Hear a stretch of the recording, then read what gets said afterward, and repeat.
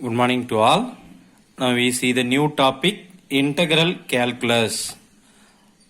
Already நம்ம differential equation அப்படின்னு பார்த்திருக்கோம் இல்லையா? differential calculus 11th படிச்சிட்டோம்.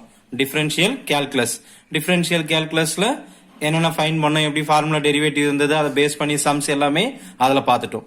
இங்க இப்ப நம்ம படிக்க போறது integral calculus 1. What is the purpose of study differentiation? Differentiation எதுக்காக நம்ம படிச்சோம்? 11th படிச்சிருக்கல differentiation calculus. What is the purpose of study differentiation? That is basic concept finding the slope of the curve. Differentiation அப்படினாலே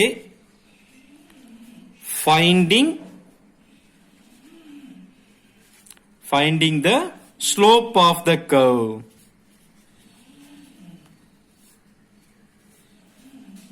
Slope of the curve, that is dy by dx. dy by dx தான find பண்ணிருப்போம். அதான் என்னன்னு சொல்றேன்னா finding the slope of the curve. எது differentiation உடைய purpose. அது study differentiation படிக்கிறதுக்கான purpose slope of the curve. இதனுடைய higher order derivative என்னன்னு பார்த்திருப்ப d square y by dx square. இது higher order derivative d cube y by dx cube. So many things நாம் பார்த்திருப்போம். அப்படியே இது போயிட்டே இருக்கும். d cube y by dx cube நிறைய போயிட்டே இருக்கு இல்லையா? இதுல ஹையர் ஆர்டர் டெரிவேட்டிவ் அப்படின்னு பார்த்திருப்போம். இதுல இருந்து trigonometric function, exponential function, logarithmic function, இது எல்லாமே டிஃபரன்ஷியேட் பண்ணா என்ன வரும் அப்படின்ட்டு நம்ம ஆல்ரெடி படிச்சிட்டோம். இது டிஃபரன்ஷியேஷன் கால்குலஸ்ல படிச்சிட்டேன். இப்போ நம்ம பார்க்கிற topic integral calculus. What is the purpose of studying integral calculus? Integration means finding the area of the region.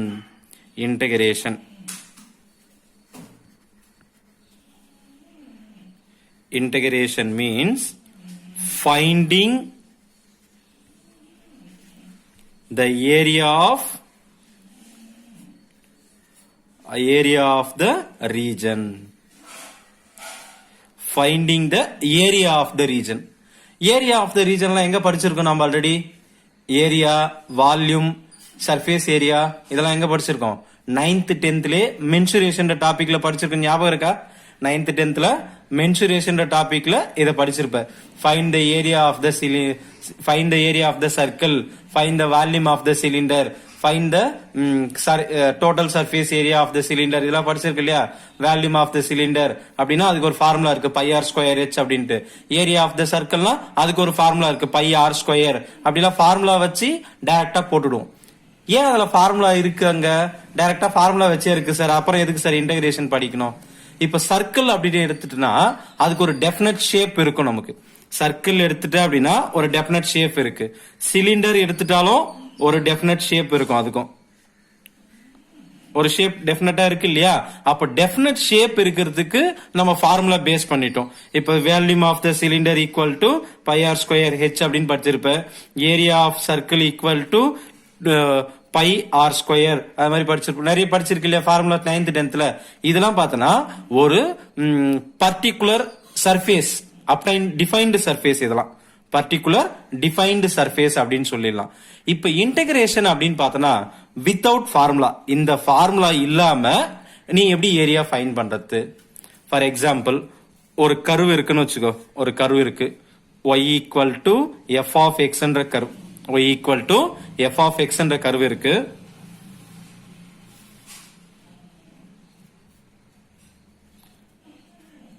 இந்த கர்வ்ல நீ ஒரு சம் ஏரியா மட்டும் ஃபைண்ட் பண்ணணும், க்ளோஸ்டு ஏரியா. இது ஏ, இது பின்னு எடுக்கிறேன்னு வச்சுக்கோ. இந்த ஏரியா மட்டும் ஃபைண்ட் பண்ற.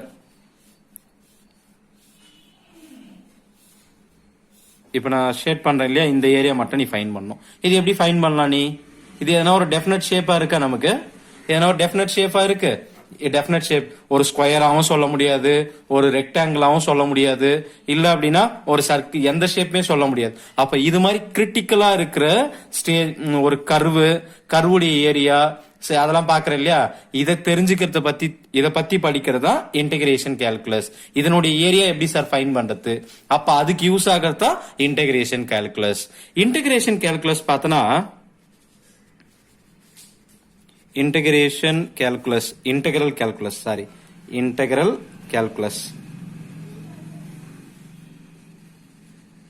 டூ டைப்ஸ் இருக்கு. இன்டெகிரல் அப்படின்னு பார்த்தாலே டூ டைப்ஸ் இருக்கும். இன்டெகிரல் கால்குலஸ்ல இன்டெகிரல் டூ டைப்ஸ்ல இருக்கும். என்னென்ன அப்படின்னா ஃபர்ஸ்ட் ஒன்னு definite integral.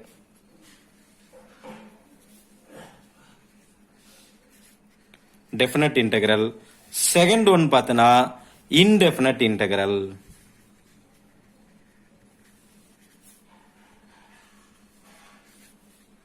Indefinite integral two types இருக்கு. Definite integral, indefinite integral. இப்போ நாம இங்க படிக்க போறது பார்த்தோம்னா இன்டெஃபினட் இன்டெகிரல் மட்டும்தான். ஜஸ்ட் டெஃபினட் இன்டெகிரல்னா என்னன்னு தெரிஞ்சுக்கும். இது சும்மா தெரிஞ்சு வச்சுக்கோ. இப்போ இங்க கர்வ்ல ஏரியா ஃபைண்ட் பண்ண போற. எதுக்கு பிட்வீன்ல ஏ டு பி ல தான் நீ ஃபைண்ட் பண்ண போற இல்லையா? அப்போ அதுக்கான ஏரியா இதுக்கு பிட்வீன்ல தான் ஃபைண்ட் பண்ண. டிஃபினட்டா இதுக்குள்ளதான் ஏரியா ஃபைண்ட் பண்ண போற. அப்போ இது டிஃபினட் இன்டெகிரல். இன்டெஃபினட்னா நமக்கு தெரியாது. அந்த லிமிட் எதுக்குள்ள நீ ஃபைண்ட் பண்ண போறன்ட்டு நமக்கு தெரியாது. இப்ப இன்னொரு கான்செப்ட் என்ன அப்படின்னா இன்டெகிரல் அப்படின்றது இன்டெகிரல் அப்படின்னாலே இது ஒரு சிம்பிள் இருக்கும். கொஞ்சம் எஸ் நீட்டி போடுற மாதிரி இருக்கும். இப்படி இன்டெகிரல் சிம்பிள். இதுக்கு பேர் என்ன? Integral symbol. Symbol of integration. இதுக்கு பேர் எப்படி சொல்லலாம்? Symbol of integration. Symbol of integration. Symbol of integration. அப்ப இது பாரு, கொஞ்சம் எஸ் கொஞ்சம் இழுத்து புடிச்சு போட்ட மாதிரி இருக்குதா? எக்ஸ்டென்ஷன். எஸ் ரெண்டு பக்கம் புடிச்சு இழுத்த மாதிரி இருக்கு இல்லையா? இப்ப நம்ம சம் அப்படின்னா எப்படி எழுதுவோம்? எஸ் இப்படிதான் எழுதுவோம். எஸ் இப்ப கீழே மேலையும் புடிச்சு இழுத்தா எப்படி ஆயிடுச்சு? சம். சன் இல்ல சம். அப்ப கீழே மேலையும் புடிச்சு இழுத்தா பெருசா வந்துருச்சு. அதுதான் அப்போ சம் கண்டுபிடிக்கிறது தான் இன்டகிரேஷன். அதனுடைய ஷார்ட் ஃபார்ம் தான் இது. புரியுது? அது சம்முடைய எக்ஸ்டென்ஷன் தான் இன்டகிரேஷன். எஸ் இருக்கு இல்லையா? அதனுடைய எக்ஸ்டென்ஷன். ஆல்ரெடி நம்ம டிஃபரன்சியேஷன்ல பார்த்தோன்னா dy by dx கண்டுபிடிச்சு வச்சிருப்பேன். இப்ப f of x அப்படி இருக்கு அப்படின்னா இப்ப நமக்கு எப்படி இருக்கும் அப்படின்னா f of x என்ற ஒரு ஃபங்க்ஷன் இருக்கு. இதை டிஃபரன்ஷியேட் பண்ணா என்ன வரும்?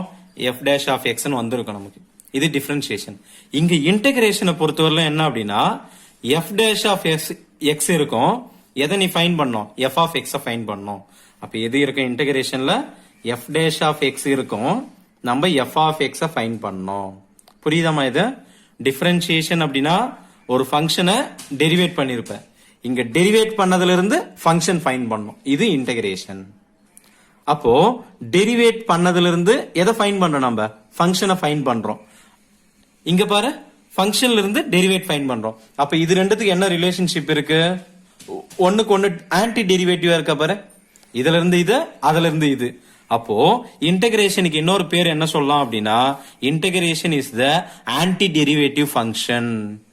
Integration is the anti derivative function அப்படின்னு சொல்லலாம். இத ஏன் அப்படின்னா இங்க ஃபங்க்ஷன்ல இருந்து டெரைவ் பண்ணுவ, இங்க டெரைவ் பண்ணதுல இருந்து ஃபங்க்ஷன் ஃபைண்ட் பண்ணோம். கான்செப்ட் புரியுதாமா? இது இதனால இது இன்டகிரேஷன் என்னன்னு சொல்லலாம்? ஆன்டி டெரிவேட்டிவ் ஃபங்க்ஷன் அப்படின்னு சொல்லலாம். இன்டகிரேஷன் அப்படின்னா ஆன்டி டெரிவேட்டிவ் அப்படின்னு சொல்லணும். அப்படி இல்ல அப்படின்னா இன்னொரு கான்செப்ட் என்ன சொல்லலாம்? ப்ரமோட்டிவ் ஃபங்க்ஷன் அப்படின்னு சொல்லலாம். Derivative function, primitive function. இப்ப f of x டிஃபரன்ஷியேட் பண்ணா என்ன வந்திருக்கு நமக்கு? f dash of x என்ற கான்செப்ட் நமக்கு தெரியும். டிஃபரன்ஷியேஷன் அப்படின்னா ஒரு ஃபங்க்ஷனை டிஃபரன்ஷியேட் பண்ணனா f dash of x தான் வந்திருக்கும். இது என்ன அப்படின்னா ப்ரமோட்டிவ் ஃபங்க்ஷன் அப்படின்னு சொல்லலாம். இதுக்கு பேர் என்னன்னா ப்ரமோட்டிவ் ஃபங்க்ஷன். இதுக்கு பேர் என்னது? ப்ரமோட்டிவ் ஃபங்க்ஷன். அப்ப f dash of x க்கு என்ன சார் பேரு? Derivative function, derived function, derived function அப்படின்னு சொல்லலாம். இது ப்ரமோட்டிவ் ஃபங்க்ஷன், இது டெரைவ்டு ஃபங்க்ஷன். இப்ப ஃபார் எக்ஸாம்பிளுக்கு நம் d by dx of sin x differentiate பண்றேன். sin x டிஃபரன்ஷியேட் பண்ணா நமக்கு என்ன வந்திருக்கும்? cos x என்ற ஃபார்முலா தெரியும் ஆல்ரெடி நமக்கு. எப்படி வந்ததுன்னு தெரியும். இதுல cos x அப்படின்றது என்ன அப்படின்னா டெரைவ்டு ஃபங்க்ஷன். cos x ன்றது என்னது? Derived function. ப்ரமோட்டிவ் ஃபங்க்ஷன்னா sin x. இது எங்க? டிஃபரன்ஷியேஷன்ல.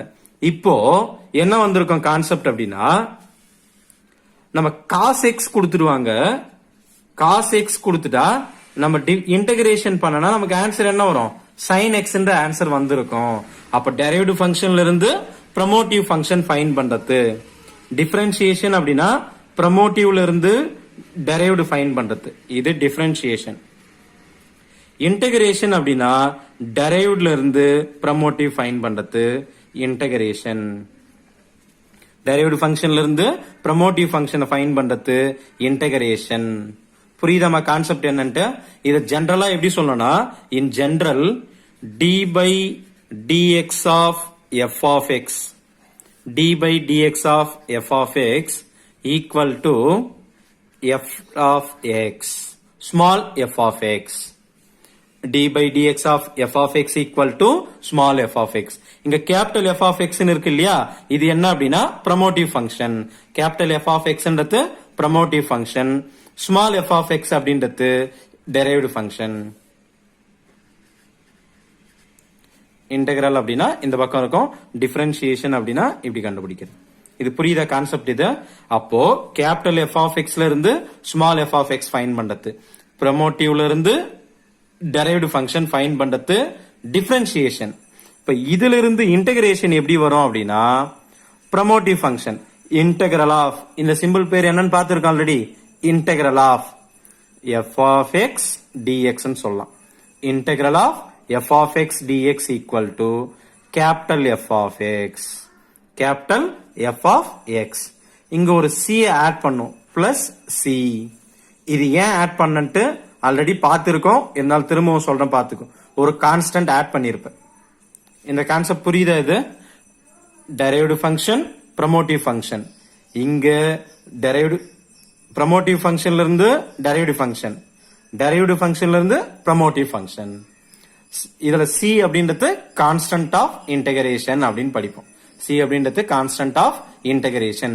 இந்த c ஏன் சார் படிக்கணும் அப்படின்னா இப்ப ஆல்ரெடி நமக்கு d by dx of x கியூபுக்கு ஆன்சர் என்ன? நமக்கு d by dx of x கியூபுக்கு ஆன்சர் என்னமா?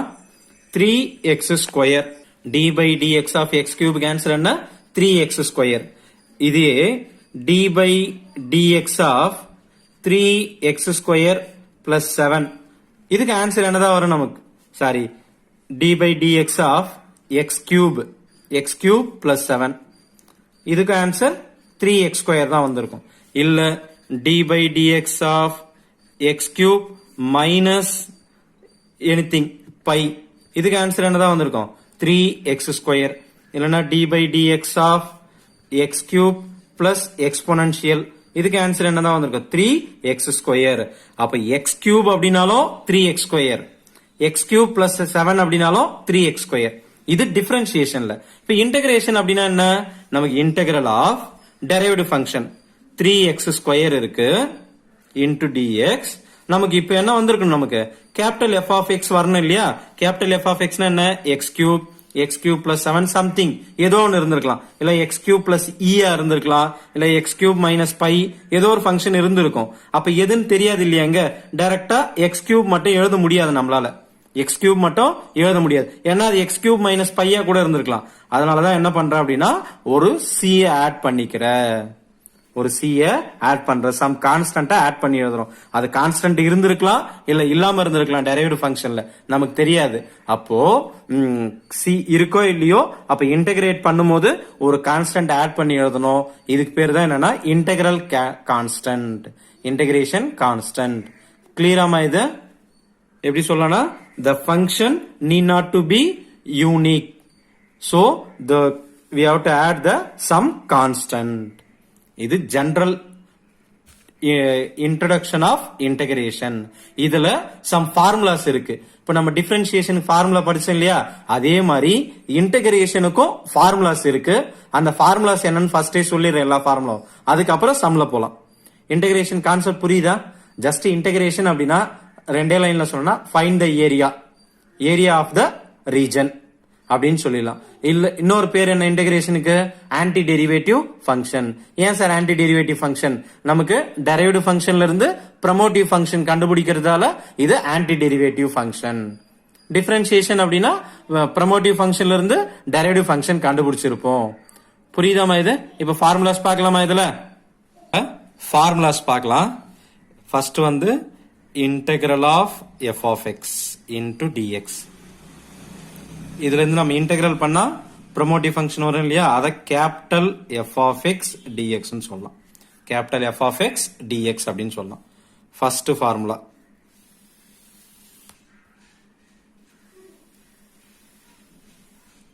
ஃபர்ஸ்ட் என்னன்னா integral of d x. Integral of d x. D x integrate பண்ணா நமக்கு என்ன ஆன்சர் அப்படின்னா x plus c some constant. எல்லா இன்டெகிரல் ஆன்சர்லயும் கான்ஸ்டன்ட் ஆட் பண்ணணும். ஏன் அப்படின்னு பார்த்தோம் இல்லையா முன்னாடிதான். ஏன் அப்படின்னா இங்க கான்ஸ்டன்ட் எதனா இருந்திருக்கலாம், அது டிஃபரன்ஷியேட் பண்ணும்போது 0 ஆயிட்டு இருக்கும், அதனால கான்ஸ்டன்ட் ஆட் பண்ணி ஆகணும். அப்ப integral of d x equal to x plus c. First one d x integrate பண்ணா x. Second one integral of k into dx. integral of k into dx. இப்போ எப்படி எழுதலாம் அப்படின்னா இத k வெளியே வந்துரும், integral of dx னு எழுதலாம். கான்ஸ்டன்ட் இல்லையா, அதனால k வெளியே எடுத்துட்டு ஆன்சர் மட்டும் எழுதலாம். So k into x plus c. இங்க c கூட கான்ஸ்டன்ட் வராது, இந்த x மட்டும் இருந்திருக்கும். kx வந்திருக்கும் ஆன்சர், அதான் கூட c ஆட் பண்ணிக்கிறேன். இது second one. Third one, integral of x power n dx. Integral of x power n dx. x power n dx. அப்ப இது என்ன சார் ஃபார்முலா இருக்கும் அப்படின்னா x பவர் n இருக்கு இல்லையா, ஒரு 1 ஆட் பண்ணிக்கோ, n plus 1 by n plus 1 plus c. x power n plus 1 by n plus 1 plus C அப்படின்னு சொல்லலாம். இது தேர்ட் ஃபார்முலா. ஃபோர்த் ஒன்னு integral of E power X dx.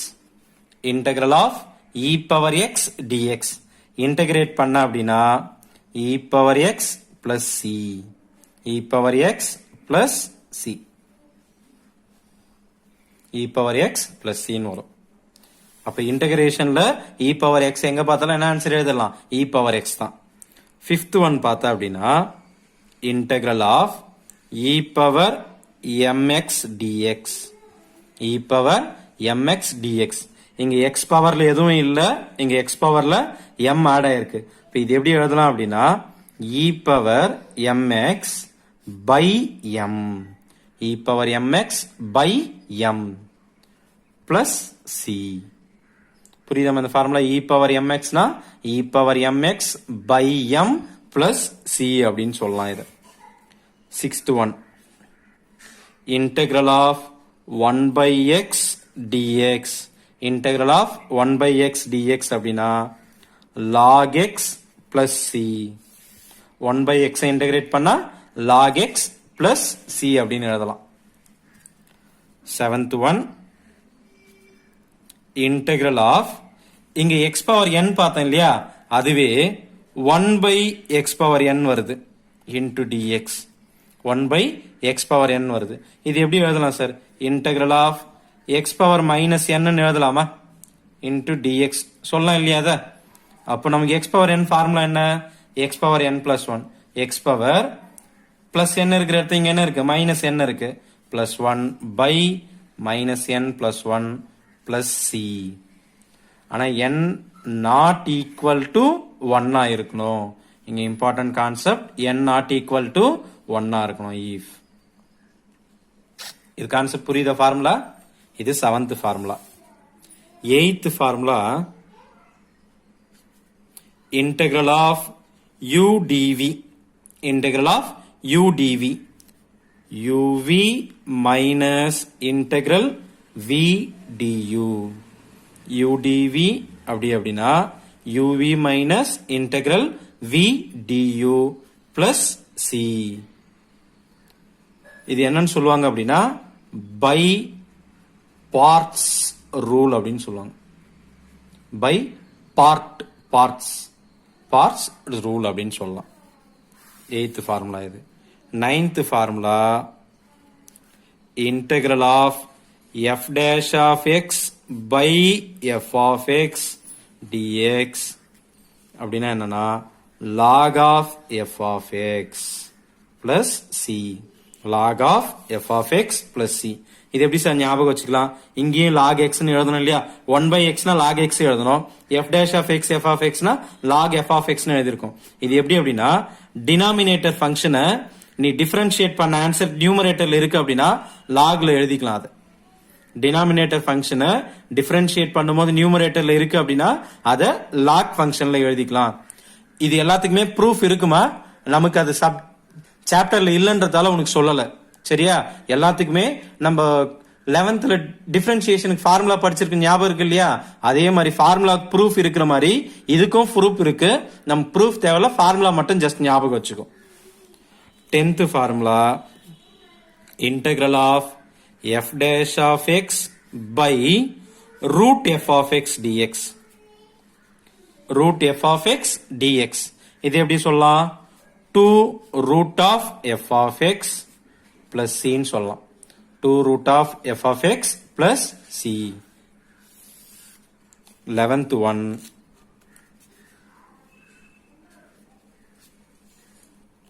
integral of sin x dx. sin x integrate பண்ணா அப்படின்னா minus cos X வரும். Minus cos X plus C. நம்ம sin x differentiate பண்ணா plus cos X வந்திருக்கும். இங்க sin x integrate பண்ணா minus cos X. அப்ப cos X integrate பண்ணா என்ன வந்திருக்கும்? இதுக்கு ஆப்போசிட் அப்படியே மேல இருக்கிறது sin x. cos x dx அப்போ பிளஸ் sin x பிளஸ் c. sin x அப்படின்னா minus cos X, cos X அப்படின்னா sin x. ஃபார்முலா ஞாபகம் இருக்க வேண்டும். நெக்ஸ்ட் 13th ஃபார்முலா பாரு. 13th integral of tan x dx. tan x dx tan x integrate பண்ண அப்படின்னா log secant x. log secant x plus c. tan x integrate பண்ணா log secant x. இது ஞாபகம் வரணும் உனக்கு. Next 14th integral of cot x dx. cot x integrate பண்ணா அப்படின்னா cot x எப்படி எழுதலாம்? cos by sin எழுதலாம் இல்லையா? இது எப்படி எழுதலாம்னா integral of cos x by sin x ன்னு எழுதலாம் into dx. அப்ப இங்க டெரிவேஷன் இது பாரு, f of x f dash of x ஃபார்மேட்ல இருக்கு இல்லையா? அப்ப log of sin x plus c. அப்ப cot x இன்டகிரேட் பண்ற அப்படின்னா log of sin x plus c. 15th one integral of secant x dx. integral of secant x dx.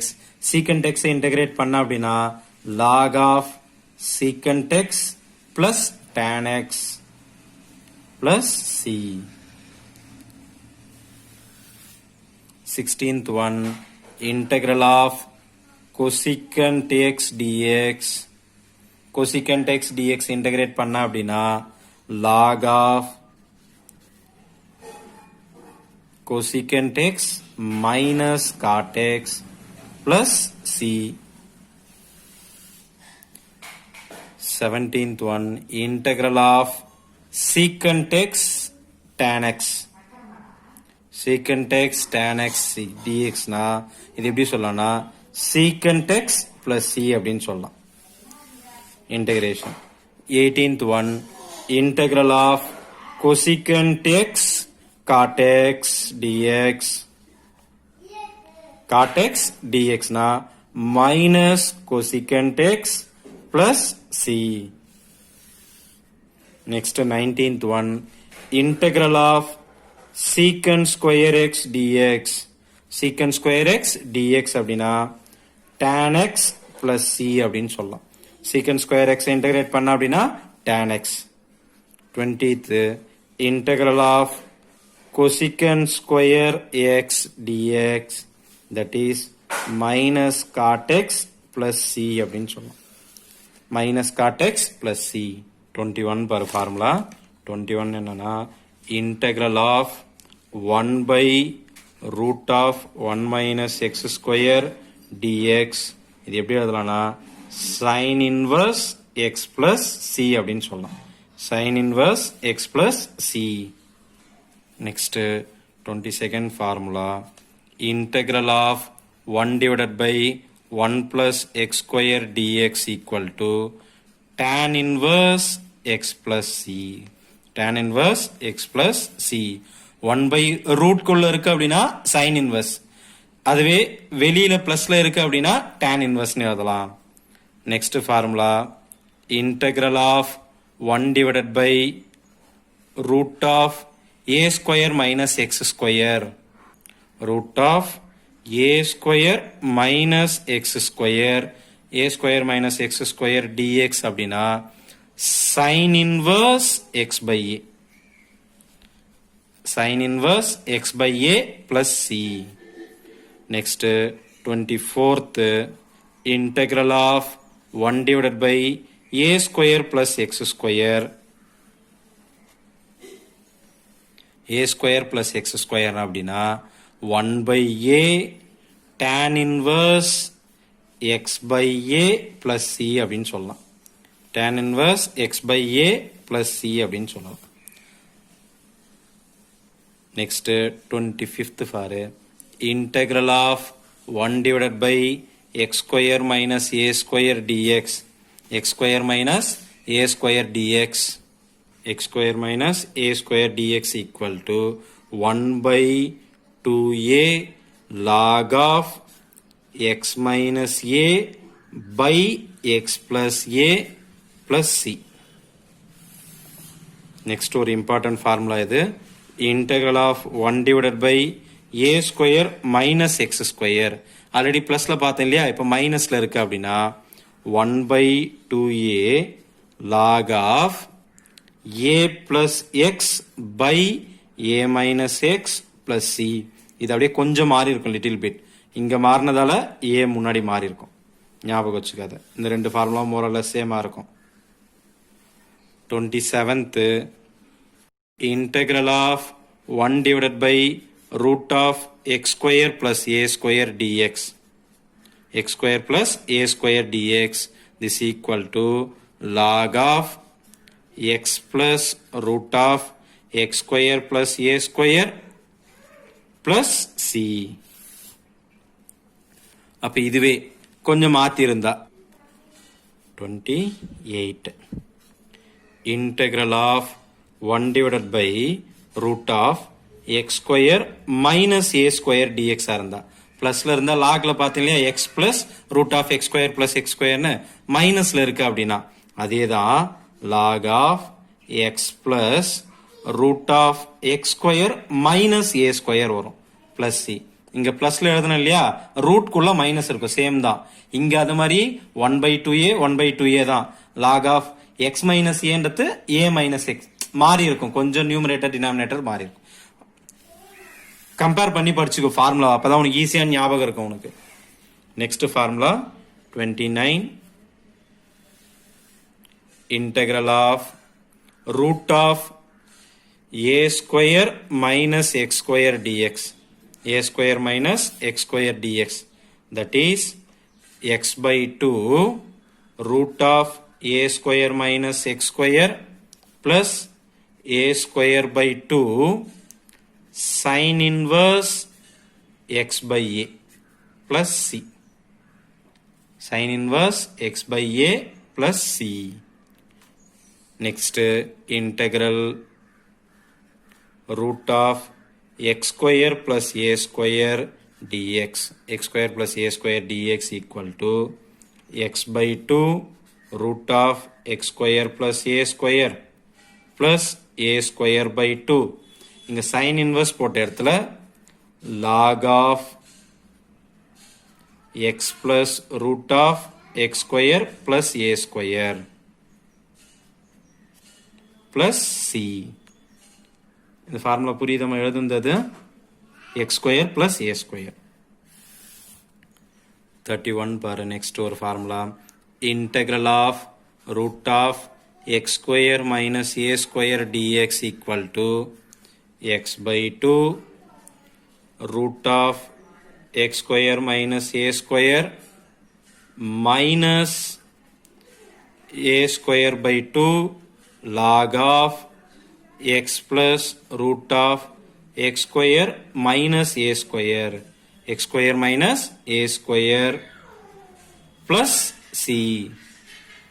இங்க எழுதுங்க x plus x square minus a square plus c. Next, integral of e power ax cos bx. e power ax cos bx. இது எப்படி எழுதலாம் அப்படின்னா e power ax by a square plus b square a cos bx plus b sin bx plus c. Next 33 பார்த்தா அப்படின்னா integral of e power ax sin bx dx e power ax by a square plus b square a sin bx minus b cos bx plus c. மொத்தம் எத்தனை formula பார்த்துருக்கேன் இப்போ 33 formulas இருக்கு. இந்த 33 ஃபார்முலாஸையும் நீ ஞாபகம் வச்சுட்டா அப்படின்னா இன்டெகிரல் அப்படின்ட்டு 2 சாப்டர் இருக்கு. 2 சாப்டர் சம்மையும் எழுதிடலாம். நீ எந்த சம் கேட்டாலும் ஈஸியா எழுதிடலாம். அப்ப 33 ஃபார்முலாஸ் உனக்கு ஞாபகம் இருக்க வேண்டும். நீ படிச்சுக்க 33 ஃபார்முலாஸ். ஒரு டைம் படிச்சுனா புரியாது. ஒரு 2 டைம் 3 டைம் படிச்சுனா ஒரு ஃபார்முலாக்கு இன்னொரு ஃபார்முலா கம்பேர் பண்ணி படிச்சுனா ஈஸி ஆயிடும். இது வந்தா எப்படி எழுதணும், அது வந்தா அதுல இருந்து மாத்திக்கலாம் அப்படின்ட்டு. புரியுதாமா? இது ஃபார்முலா பெர்னாலிஸ் ஃபார்முலா அப்படின்னு சொல்லுவாங்க. இது ஸ்பெஷல் கேஸ்ல பெர்னாலிஸ் ஃபார்முலா. அது மறந்துட்ட சொல்றதுக்கு. Bernoulli's NOULLIS பெர்னாலிஸ். இது பெர்னாலிஸ் ஃபார்முலா அப்படின்னு சொல்லுவாங்க. இதுக்கு பேர் இருக்கு 34th ஃபார்முலான்னு வச்சுக்கோ. Integral of u dv equal to uv minus u dash v1 plus u double dash v2 minus u triple dash v3 plus etc up to c. u dash u1 ல பார்த்து இந்த u dash u double dash u triple dash லாம் பார்த்த இல்லையா, இது எல்லாமே differentiation. இது எல்லாமே டிஃபரன்ஷியேஷன். நமக்கு இது எல்லாமே டிஃபரன்ஷியேஷன் கொடுத்துருக்கட்டாம டிஃபரன்ஷியேட் பண்ணது. இந்த v1 v2 v3 அப்படின்றது இன்டகிரேஷன். இது சம் வரும்போது உனக்கு புரியும். ஜஸ்ட் ஃபார்முலா ஞாபகம் வச்சுக்கோ. uv minus u dash v1 u double dash v2 plus minus மாறி மாறி வரும். எப்போ அப்படின்னா uன்றது டிஃபரன்ஷியேஷன், vன்றது இன்டகிரேஷன் ஞாபகம் வச்சுக்கோ. இந்த 34 ஃபார்முலாஸ் படிச்சுக்கோ. சம்ஸ் பார்க்கலாம் அடுத்தது. ஓகேவாமா? தேங்க்யூ.